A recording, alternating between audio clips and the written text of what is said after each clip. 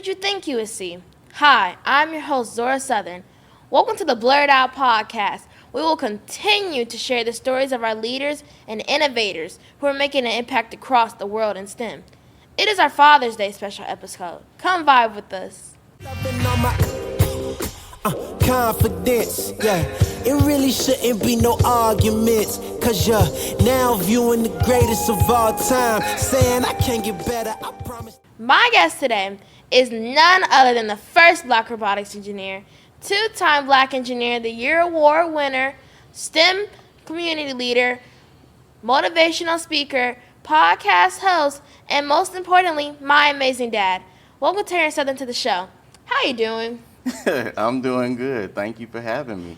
Yeah, it's been really fun. We're going to have a really good conversation today. I'm looking forward to it. Just going to start off with the questions. So what really made you want to be an engineer? So engineering, I believe, is something that found me. It's interesting because I was invited to be part of the math club in my middle school at Taft Middle School. Shout out all my Taft classmates. And I was in this class, and my teacher, Mrs. Williams, she asked me to be in the math club.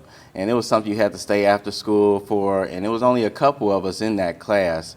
All individuals I still keep in touch with via Facebook. And she just really realized that I was really good at math. Because, math is my favorite subject. I'm glad it's your favorite subject. Hopefully you get that from me. But so I was in the math club, and then it was in 8th grade. I continued to be really good at math. I was so good at math that I would, get into the class, and we have a test, and it'd take, you get an hour to do the test. I'd finish it in 20 minutes, and I would just sit there and try not to distract everybody. So my teacher would, send me on errands to take things to the other classes and go down to the office because I was just that good at math. But even then, I didn't know what to do with that, right? It was just, I was, doing my job as a student. And it was my math teacher, Miss Merritt. She said to me, she said, Mr. Southern, you'd be a good engineer, right? They make a lot of money. Okay. And I said, okay, all right. And I just kind of left it there. And I didn't really know what engineers did until, I got further down the road. I got through high school, still good at math. I could do it with my eyes closed. And I was really good at science as well. And it wasn't until I graduated high school and it was like, what do you do next? And so I actually took a gap year because I did not know what I wanted to do with my life. I was not sure. I had no path in mind. A lot of things had happened between middle school and closing out high school. And so when it came time to make a choice around going to college, I chose engineering as my field. And the only thing I can remember was Mrs. Merritt telling me, you'll be a good engineer, even though I didn't know what engineers actually did other than make good money. I know, making good money is so you gotta make a lot of money to do your career. What was it like taking off? What did you have to do to be able to focus in class to get to this where you are? Yeah, so growing up in Detroit, was exciting. Right, that's what I'm gonna call it. Growing up in Detroit is exciting. I don't ever want to, and I say it that way because there were often times where I met people and, you tell them you're from Detroit and they're like, ooh, it's all right, it was the worst thing in the world. I was like, well, obviously I made it here, so it can't be that bad. And, many people who, feel a way about Detroit, they've never been to Detroit. Detroit is a beautiful place. It's a place of hardworking people. Good energy, good people, good trends, right? But there were several challenges. Like I said, I didn't know any engineers, so becoming an engineer was almost a miracle. It's how do you do something that you've never seen before, right? That being the first challenge. What I did see is I saw football, I saw basketball, I saw violence, I saw crime. I saw drugs. I saw all of those things, and all of those things happen. I wouldn't be being honest if I said I wasn't part of some of those things because I was, right? I did some of those things and things that I wasn't proud of in those moments. It wasn't easy to avoid those moments. There's definitely been times where I was probably had near-death situations, and that's some of those stories are the reason why I do what I do in the community is because it's my way of thanking God for keeping me, Because there's probably several times where I could have just like been gone. I would say I've probably been to more funerals than most people see in a lifetime. For a while, it became a trend. I was like, I keep going to funerals, where I was almost even afraid to say the words, I love you, right? And that was very difficult for me. But, I saw so many of those things through high school, and honestly, it was my neighbors. So there was a lady who lived down the street from me, Mrs. Jennings. She was like my childhood adult best friend. So she was my childhood adult best friend. I told her everything. And so she was somebody who really believed in me at a very young age, even in the midst of everything that I had going on. I was the kid who went to school and got straight A's and then and played sports, and I was the star of the team, and then would get home and get in all kinds of trouble, right? And it was just like, and I had, adults who would say, if you just applied yourself, you're going to go really far.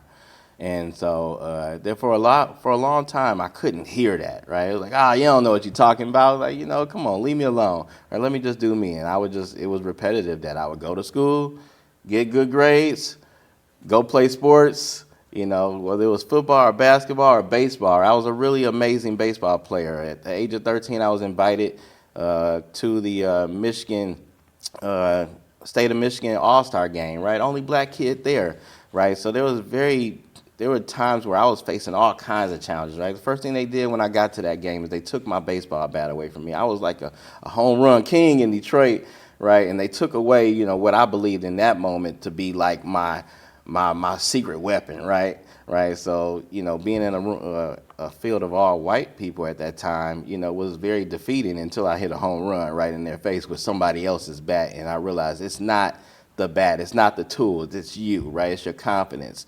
And so I had to start using those kind of moments for good. And I started listening to the people who were mentoring me in my neighborhood.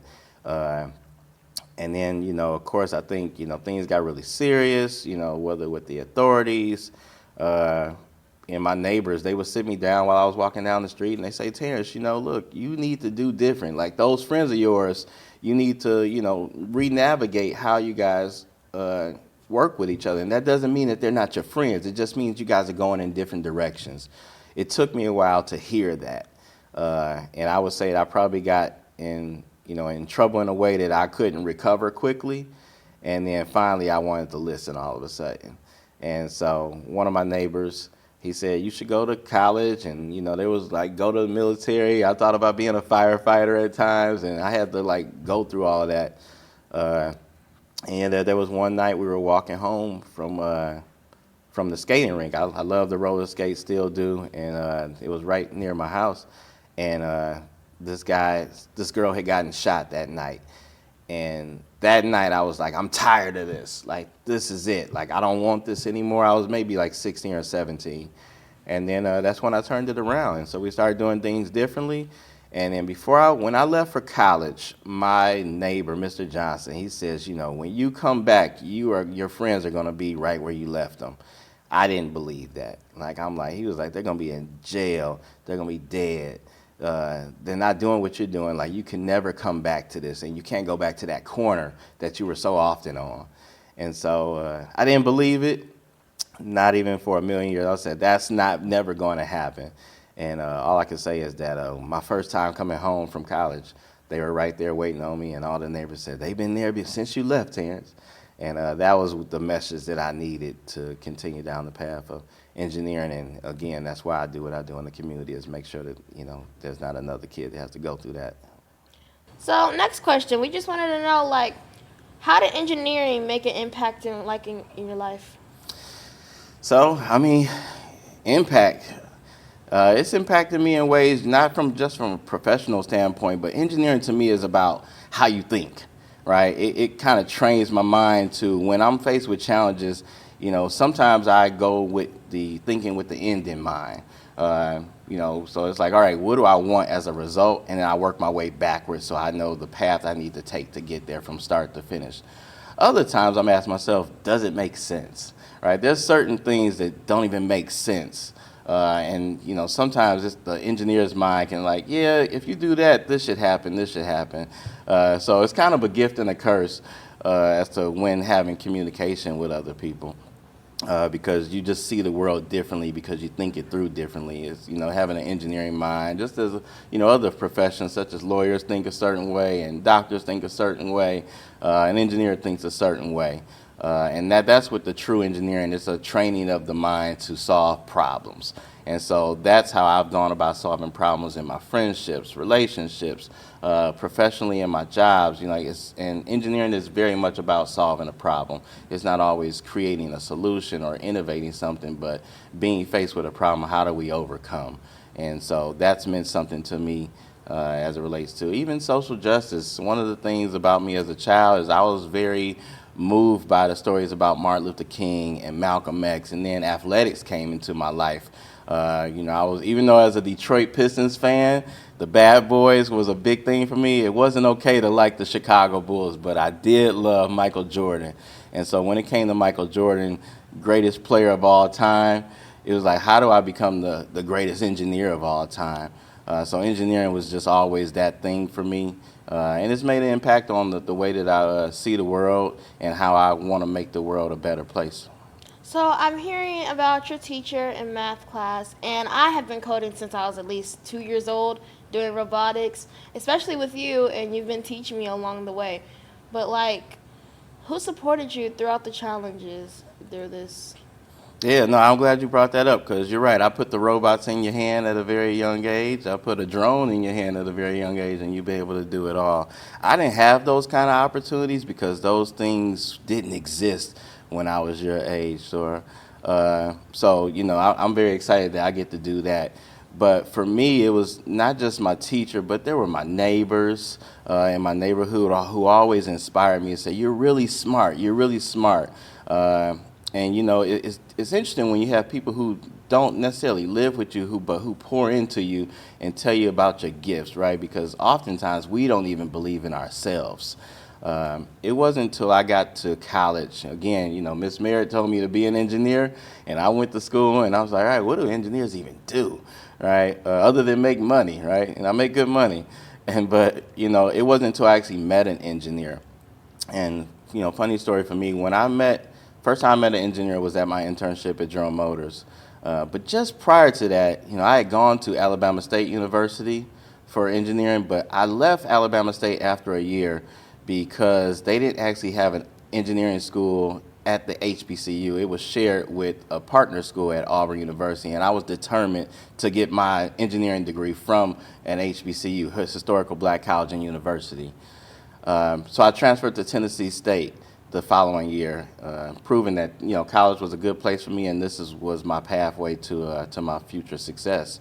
At Tennessee State University, right before I was offered an internship at General Motors, my best friend passed away in college, and I was really sad. I almost dropped out of school.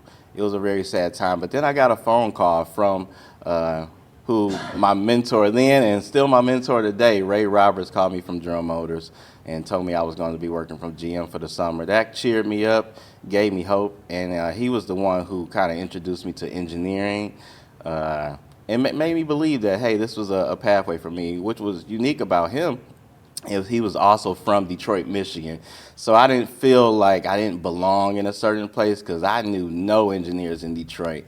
So when I met him, he was like, hey, I understand you're from Detroit. I understand you done seen some rough times. I understand, what it's like to come across 8 Mile and see things you've never seen before and be in an unfamiliar space. But if you trust me, I'll take you where you want to go. And I've trusted that man since that time. And even today, if I have a challenge, he was who guided me through different situations, whether it dealt with, my career or personal life. So there's been lots of people who poured into me, and the way that I say thank you for those times that they poured into me is I give back to the community and do the work that they did with me.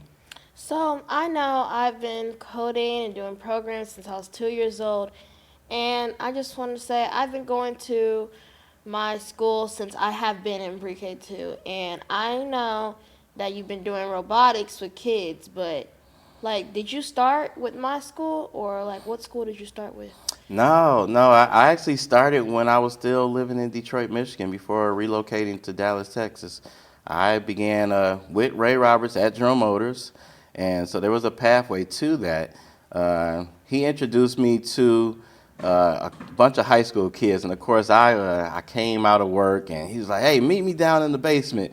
And I said, okay. And I had plans on going out with my friends. You know, it was a day we were just all going to, I don't know what we were going to do, but going, you know, doing work after work was not my goal at the time. And so he put me in front of, you know, about 15 to 20 young black high school students from one of the high schools in the Detroit area. And General Motors is not in Detroit, it's in the suburbs. So these kids had to get there that day. And they just sat there and just looked, right? They didn't have a bunch of tools. And he says, "Who wants to meet a black robotics engineer?" And I just stood there looking at them, and they stood there looking at me. And I said, okay. And I just got to talking, told them where I was from. And believe it or not, none of those kids believed I was from Detroit. They thought I dressed too nice. They thought I was too smart. They thought I was too well-spoken. So that gave me an opportunity to kind of, you know, get on their level, so that help them understand that, yes, I did go to a Detroit public school. You know, I did graduate. I have gone to college at a historical black college. And yes, I've seen the same things that you guys see. And yes, I listen to rap music and different things that related to what they were used to. And that started in January of 2003. After that, I was working with those same kids, and I realized that, you know, depending on when I met them, would determine how much success they would have by the time they were out of high school.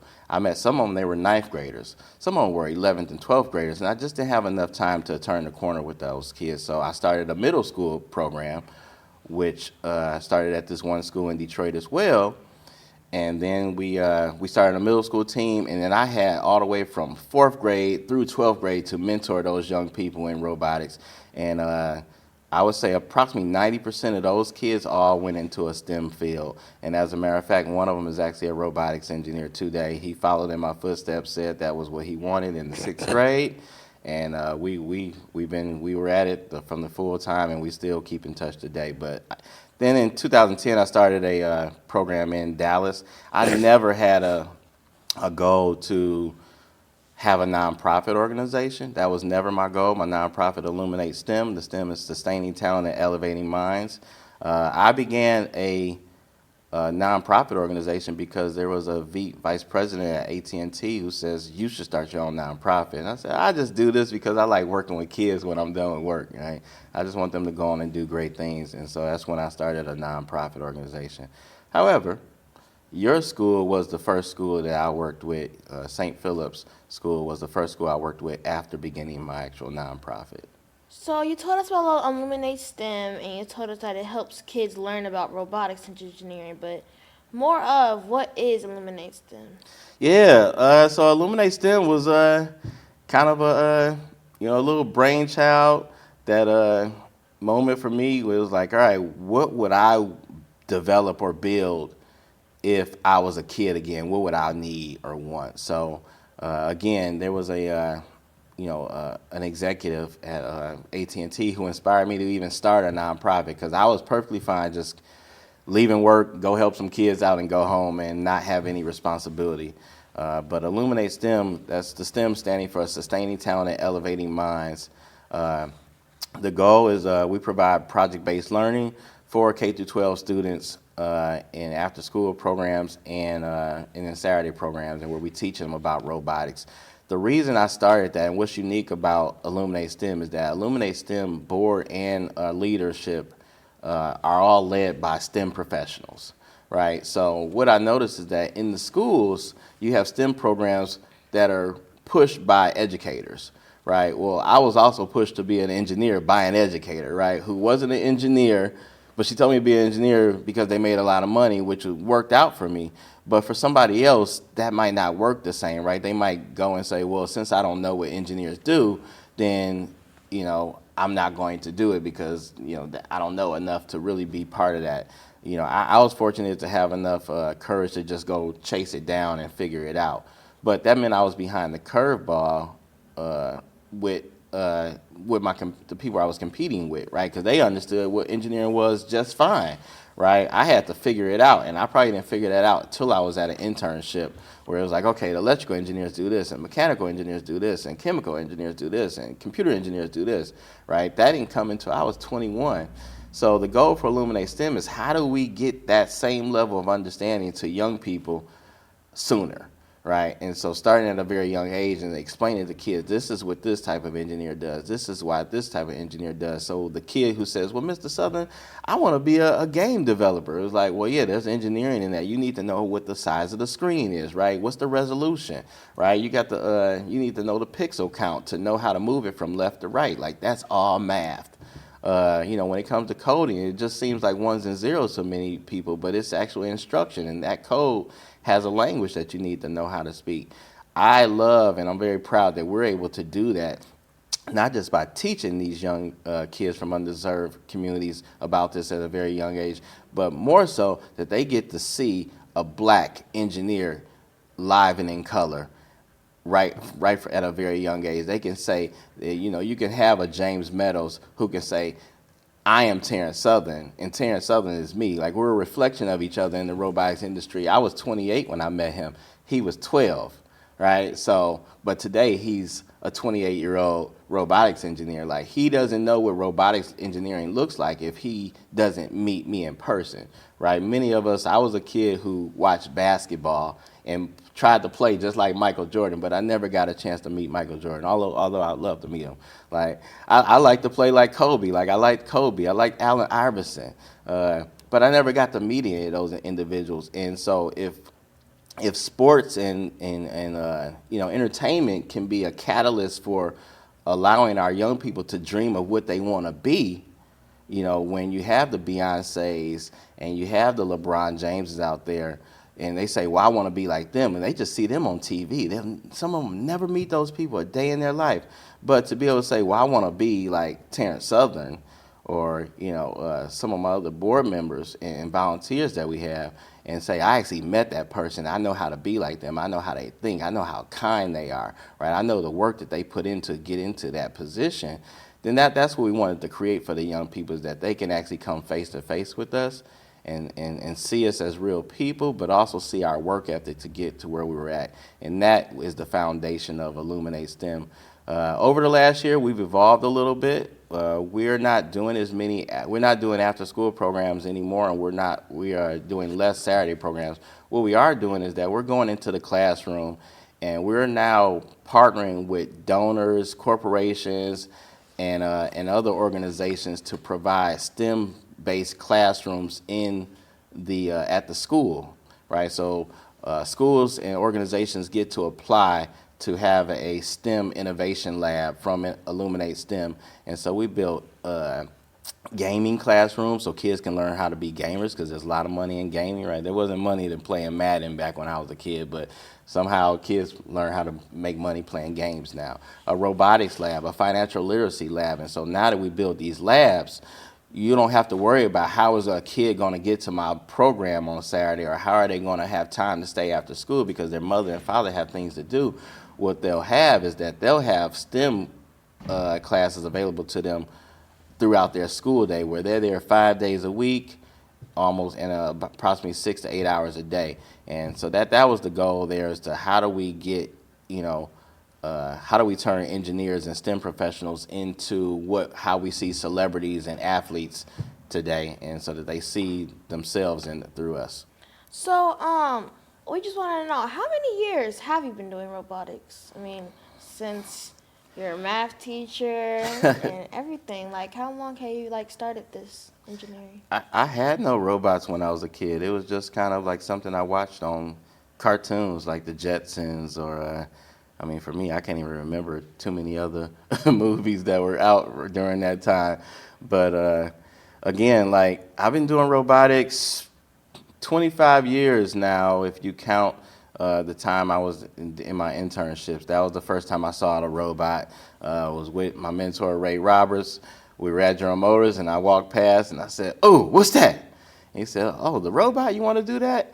And then we walked over to the programmer that was on the robot at the time, and he put the teach pen into my hand, and I said, okay, how do you do this? And I started programming.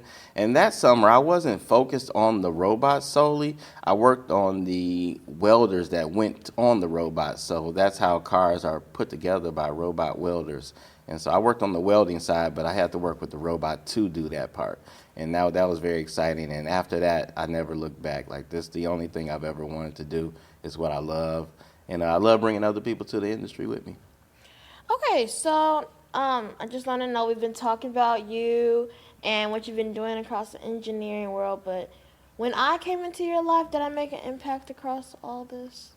Absolutely, Zorah. I mean, you're the best part of me, right? So, there's no me without you. So I would say, during the time that I was mentoring other young people, and some of who you've met, there's James and there's Tia and there's Trey. Those were moments of me being educated as to how to be patient, how to listen well, how to, get my point across in a way that's understood by a child. And so I had a little bit of practice on, how to, being a dad who listens and who can mentor and who can have a gentle approach, and not have to be macho about, I'm the daddy, right? But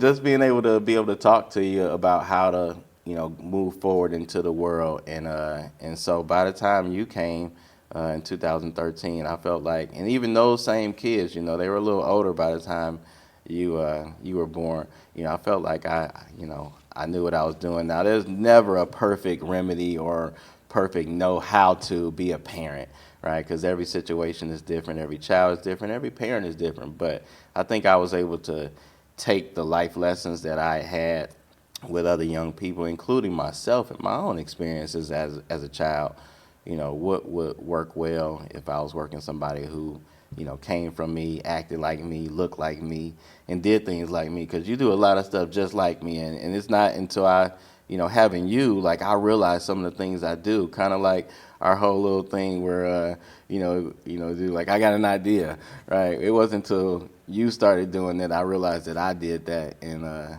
didn't know I did it, and and I was in a meeting one day after I saw you did, and I said, why you keep on doing this little one finger thing? I got an idea. Well, it's because I do it.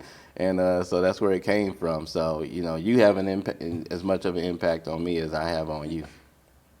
Okay, well, so we've been through all the engineering parts, but, why haven't you quit engineering and robotics? Because it's part of who I am. Being an engineer is every bit of who I am as an individual. It's how I think. But, since starting my career as an engineer, I've been able to do several things. I've installed more than 2,000 robots across the globe with several Fortune 100 companies, and that was exciting. Some of those were big projects, some of those were small projects.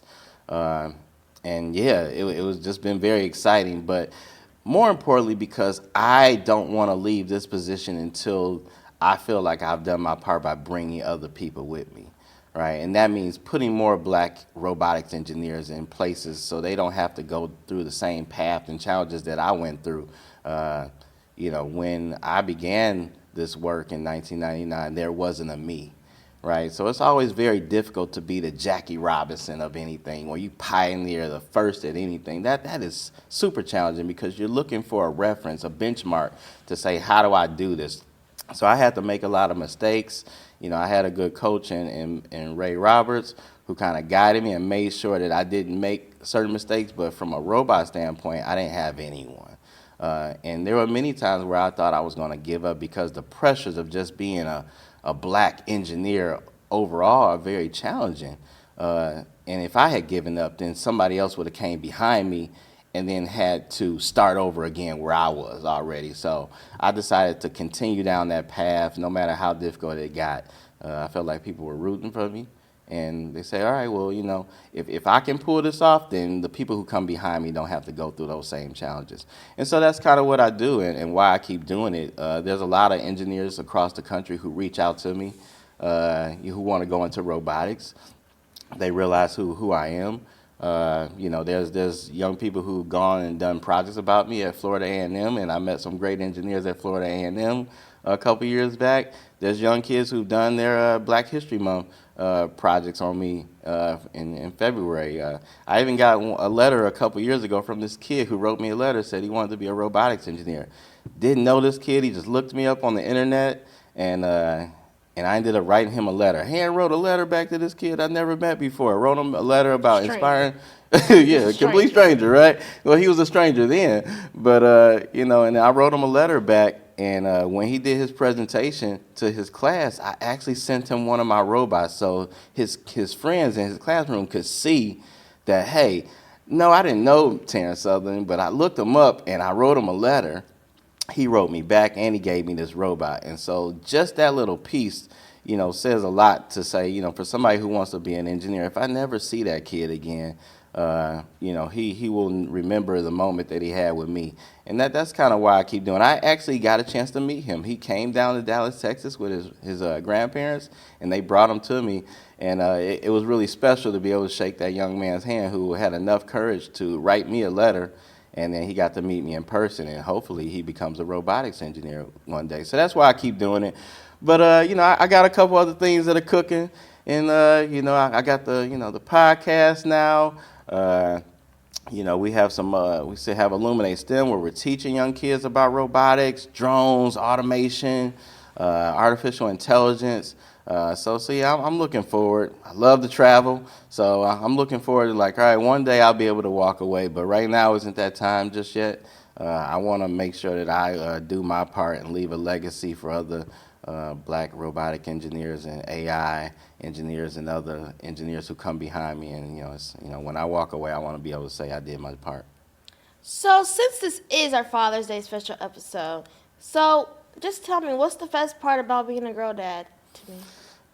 Being a girl dad means that I get to play and be a kid all over again.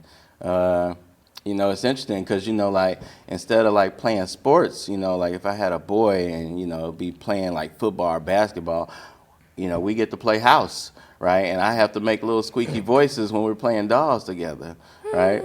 And I'm really bad at it, right? But it's funny, right? Because we be sitting there laughing the whole time. We never make it through playing house, right? Or dolls. It's the times where, you had to make the effort to where I'm really proud of myself when I got you dressed for your first daddy-daughter dance, right? And we've done that every single year. You don't get those moments. You don't get to go to the dance and dance with your son all the time. You get to cheer him on. So I would say also being a girl dad helps me be a better man overall. And to when since I'm a single girl dad, it also helps me navigate in how I am with women, right? Because, say, well, if I can be gentle and patient with my child, then I can do the same as in adult conversations and relationships. So it's really helped me from a mental health standpoint and just teaching me how to be a better, not just a better man, but also a better person. So let's go back to the engineering part. You have won 2 Black Engineer of the Year awards. So can you just tell us a little bit about that? Yeah, there's a little story behind a Black Engineer of the Year award conference. So this is a conference that happens every year in February. Shout out to Tyrone Taborn. I think it happens around his birthday. But every year, engineers go to D.C. It used to be held in Baltimore, but to be celebrated as great engineers at their corporations. And, it's like the Grammys of Black engineers. It's so exciting. I first learned about Black Engineer of the Year during my first 6 weeks at Drum Motors, as a matter of fact. I was at they have the all hands meeting for the group that I worked for. And there was another gentleman there named Terrence McLeod. Same name as you. Yeah, he had the same name as me. So that year, Terrence McLeod had won what they call BEYA, right? BEYA award. And so as I'm walking out the door, everybody's congratulating me. And I'm like, what you talking about? I don't even know what that is, right? And they're like, oh, congratulations, you just got here and you already won an award. And I'm like, oh, no, it's not me. That's not me. They're like, well, who else's name is Terrence? And so that's how I met my good friend and, mentored me at times, Terrence McLeod, because he had won that year. And then I had only been with GM like maybe 6 weeks at the time. So it was really funny just kind of walking out the door, getting all these congrats. But it mobilized me to go to my mentor, Ray Roberts, and say, hey, so what's Black Engineer of the Year? Like, what's that all about? And how you win one of those? Right? And he's like, oh, that's this award, that they give every year. And if you do a really good job, you got to get nominated by your peers and managers at General Motors. And then we vote on it, and, you be good. And so, of course, I was like, well, I went home thinking, like, I want one of those, right? Like, I'm going to get me a Black Engineer of the Year award. And so that was my motivation at that time. And so I was leading the project, and Ray told me, he said, if you really do a good job on this project, I could see them nominating you. And, I couldn't see, just kind of being the normal engineer, how anybody would see me in my first year at General Motors. Like, well, how are they going to know I'm doing a good job? How are they going to know the work that I'm doing? And so there was a project, and, I'm in, metropolitan Detroit, and there was a project in Shreveport, Louisiana. And this is where my last intern was there as well. And there was a guy there, and he was going to be the lead. But over the first 6 months of my career at GM, I did all the work. And so the thought was that I was going to go down the Shreveport, and then all this work I had done, and then hand it off to him, and he gets to boss me around after I do all the work.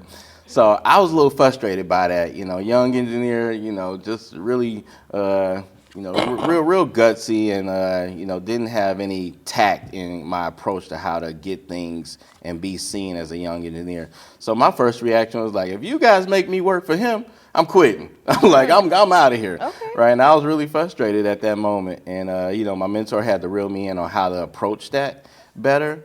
And so I made sure that I did the right things, took the right steps, went down there with the right attitude. But, as God would have it, right, when God spoke to the situation, it was that, oh, well, he's not sure that he wants to stay here any longer either. And nobody else wanted to go to Shreveport, Louisiana.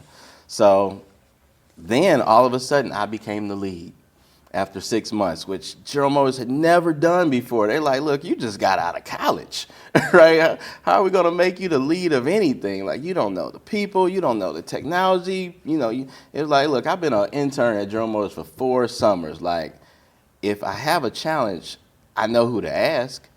And so I had to humble myself in that situation, because now I was in charge of people who had 20 years of experience working with me. And the thing was, either I was going to succeed and make it really hard for anybody who came behind me, or I was going to fail, and they were going to be right about everything they thought about an entry-level engineer being able to take on a $10 million budget and managing 10 different people and, 700 robots. Like, that was a lot to take on by somebody who had just came out of college. And so fast forward, that was how I got my first Black Engineer of the Year award, modern day technology leader. And then years later, I was at a different company. That was after the restructure and bankruptcy. I moved to Dallas, Texas, and I was with a new company, PepsiCo, Frito-Lay. And then I won my second Black Engineer of the Year award, and that was for the Most Promising Engineer award, and where I was able to give a speech on the big stage. And I tell you, between my first 2 awards, the first one I remember thinking, like, I want to be up there one day. And they were giving these just beautiful speeches, husbands mentioning their wives and everything, and wives mentioning their husbands and the gift that they brought to them winning this award. But for me, it was more about my mentor. And so I dedicated my first Bay Award speech to Ray. And it was really awesome. So for anybody who wants to see Black excellence at its best in the world of engineering, you have to experience the Black Engineer of the Year Award Conference in February. Okay, so we learned about you saying that, like, oh, well, I don't think I want to let engineering go yet. But is there any plans that you have after robotics engineering? Yeah. I'm gonna go buy an island maybe. No, just killing so I can live far away. But no, I mean plans. I think a lot of my plans are already coming to fruition, slowly but surely. I think the work that I've done with Illuminate STEM has been very fruitful. Last summer, we saw 8,200 students throughout the Dallas-Fort Worth area. That was really special. We were featured on BET, and we're hoping to have the same type of great impactful summer this year as well. But while doing that, we're going to have get with more partners. One of the greatest lessons I've learned over the last 5 years, I can't do it all by myself. And so, it's been about trusting other people in an area where, my expertise might be one thing, but I don't know everything. So I have to start, bringing people closer to me and then trusting them to do their part, and then I do my part. And it's really worked out well for me. I have an invention that's patent and pending. Can't say too much about it now, but be on the lookout for an invention that's coming out really soon.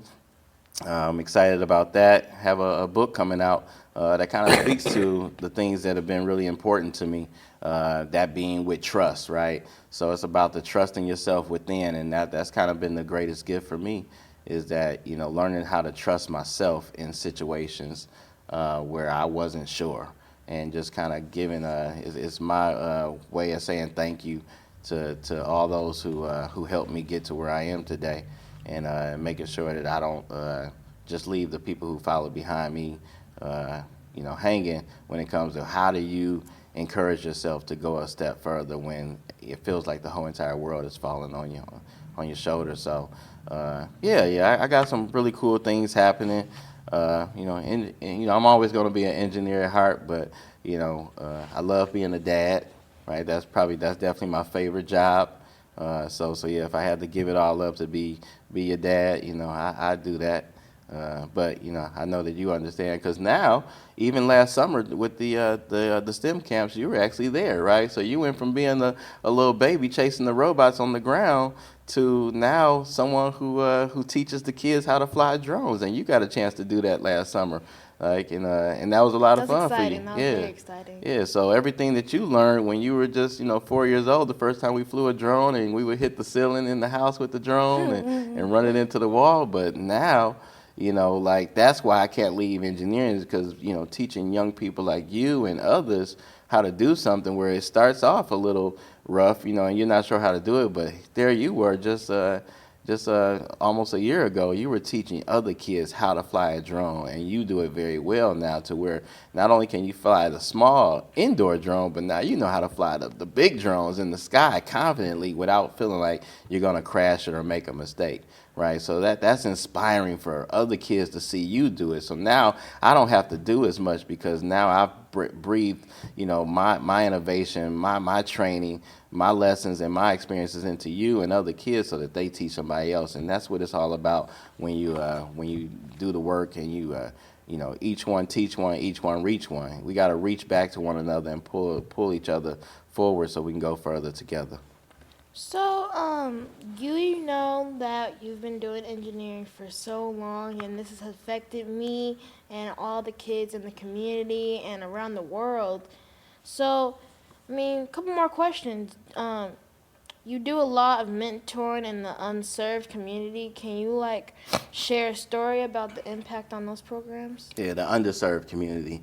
Yeah, so it's easy for us to think that everybody is going through the same things. I didn't have these kind of opportunities as a kid. I grew up in a middle-class neighborhood in the city of Detroit, but that doesn't mean that I didn't see the type of things that you see about Detroit on television, right? You saw some of those kids at school, right? And at school, you can never tell who's going through something. It wasn't until I was doing my mentoring with the middle school kids in Detroit where I can tell you that I had one kid who was actually homeless, right? So being part of my program was the best part of their day, right? For a couple reasons. One, we provided food, right? Another thing is that they were together with some other kids and they were doing something very cool. But very few of us knew that at the end of that day, once they got done with my robotics program, that they were going to try to find somewhere to go sleep, right? Like most of us can't even imagine that. We had other kids who, had to take insulin, right, at a very young age. So, it was important to bring healthy foods around them, right? Yeah, healthy snacks. We weren't going to have a whole bunch of sugary snacks. You have kids that were ADHD diagnosed, right? And their teachers couldn't seem to manage them. They came to me asking me, how are you having so much success with this kid? And say, well, I realized that he just really needs something to do. So I put something in his hand. So kids like that, they were, instead of them being the manager of the team, they became the builders, right? And they had Legos in their hands. I can give them a set of instructions and they would build it better and faster than anybody else because I gave them something to focus on, right? And then oftentimes the underserved just looks like, they just haven't seen it before. So just because it's in a low income populated area doesn't mean underserved, because there's underserved kids in the suburbs as well who don't get the opportunities at the schools that they attend because they have a robotics team, but they're not welcome to be part of it, right? You have a school that could be 50% people of color and 50% Caucasian, and it will only be the Caucasian kids on the team.